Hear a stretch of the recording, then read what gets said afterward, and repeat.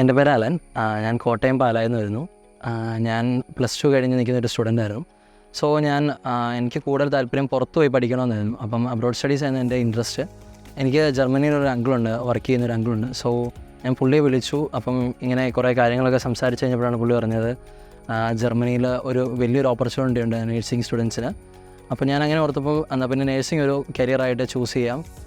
അങ്ങനെ അപ്പോൾ ഞാൻ ചോദിച്ചു ഇങ്ങനെ ഏജൻസി വഴി എന്തെങ്കിലും കോൺടാക്ട് ചെയ്യണ്ടേ, കാരണം പ്രൊസീജിയേഴ്സൊക്കെ ഭയങ്കര ടഫായിരിക്കില്ലേ.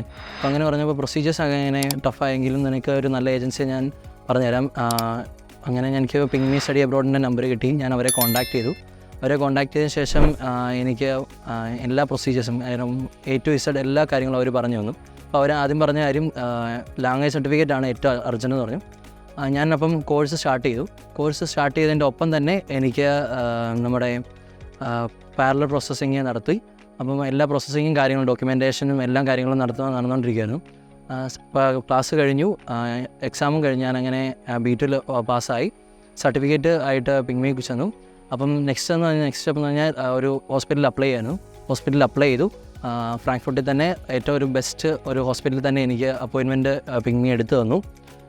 അങ്ങനെ നമുക്ക് അപ്പോയിൻമെൻറ്റ് കിട്ടി. നമ്മുടെ ഫസ്റ്റ് ഇൻ്റർവ്യൂ കഴിഞ്ഞു. ഫസ്റ്റ് ഇൻ്റർവ്യൂവിന് ശേഷം അവരൊരു ഇൻ്റർവ്യൂവിനോട് വെച്ചു, കാരണം ഞാൻ ഫസ്റ്റ് ഇൻ്റർവ്യൂവിന് സെലക്റ്റായി. അങ്ങനെ എനിക്ക് ഒരു ഇൻ്റർവ്യൂവിനോട് കിട്ടി. സെക്കൻഡ് ഇൻ്റർവ്യൂവിന് എനിക്കൊരു റിട്ടേൺ എക്സാം ആയിരുന്നു.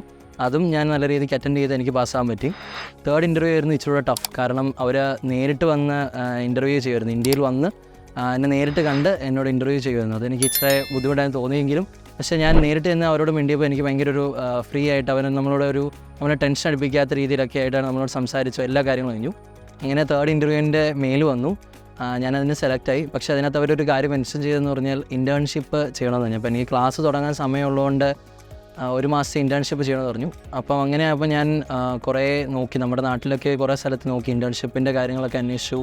അപ്പോഴാണ് എനിക്ക് മനസ്സിലായി ഭയങ്കര പാടാണ് ഇൻറ്റേൺഷിപ്പിനൊക്കെ കിട്ടാൻ. അപ്പം ഞാൻ ഏജൻസിയെ വിളിച്ചു, കാരണം എനിക്ക് ഒത്തിരി ടെൻഷനായി.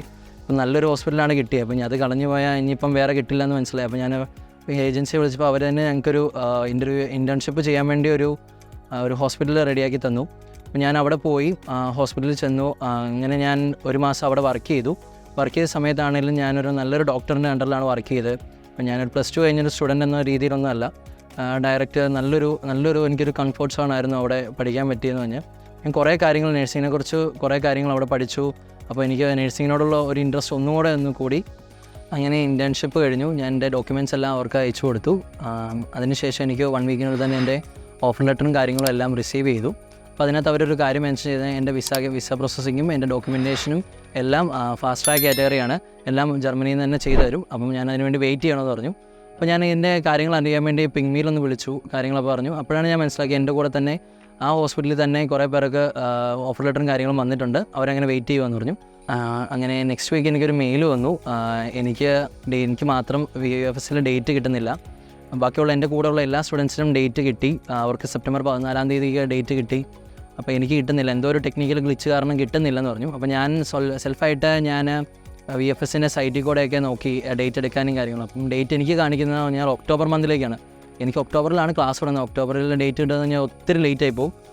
അപ്പോൾ ഞാൻ പിങ്മി വിളിച്ചു. എനിക്ക് ഭയങ്കര ടെൻഷനായിരുന്നു. അപ്പോൾ ഞാൻ അവരെ വിളിച്ചു, കാര്യങ്ങളൊക്കെ ചോദിച്ചപ്പോൾ പറഞ്ഞു നീ വറിയാവണ്ട, എല്ലാ കാര്യങ്ങളും ഇവിടുന്ന് റെഡിയാക്കി തരാം. അങ്ങനെ വിത്തിൻ ഒരു 2 ഡേയ്സിനുള്ളിൽ തന്നെ എനിക്ക് സെപ്റ്റംബർ 4-ാം തീയതിക്ക് തന്നെ അവരെക്കാളും എൻ്റെ കൂടെ എടുത്ത സ്റ്റുഡൻസിനേക്കാളും നേരത്തെ തന്നെ എനിക്ക് വിസയ്ക്ക് അപ്പോയിൻമെൻറ്റ് കിട്ടി. അങ്ങനെ എൻ്റെ വിസയുടെ ഡേറ്റ് എടുത്തു. ഞാൻ സെപ്റ്റംബർ 4-ാം തീയതി VFS ചെന്നതിന് ശേഷം എന്നോട് ഡോക്യുമെൻറ്റ്സും കാര്യങ്ങളൊന്നും എന്നോട് കൊണ്ടുവരണമെന്നൊന്നും പറഞ്ഞില്ല. എല്ലാ ഡോക്യുമെൻറ്റ്സും കാര്യങ്ങളും എല്ലാം പിങ്മീൻ തന്നെയാണ് വന്നത്. അവിടെ നിന്നൊരു സ്റ്റാഫ് ഉണ്ടായിരുന്നു, പിങ്മീൻ സ്റ്റാഫ് ഉണ്ടായിരുന്നു. ആ സ്റ്റാഫ് വന്നാണ് എനിക്ക് എൻ്റെ ഡോക്യുമെൻറ്റ്സും കാര്യങ്ങളെല്ലാം തന്നത്. അങ്ങനെ എൻ്റെ ഡോക്യുമെൻറ്റ്സും കാര്യങ്ങളെല്ലാം പെർഫെക്റ്റായിട്ട് എനിക്ക് അവിടെ കൊടുക്കാൻ പറ്റി.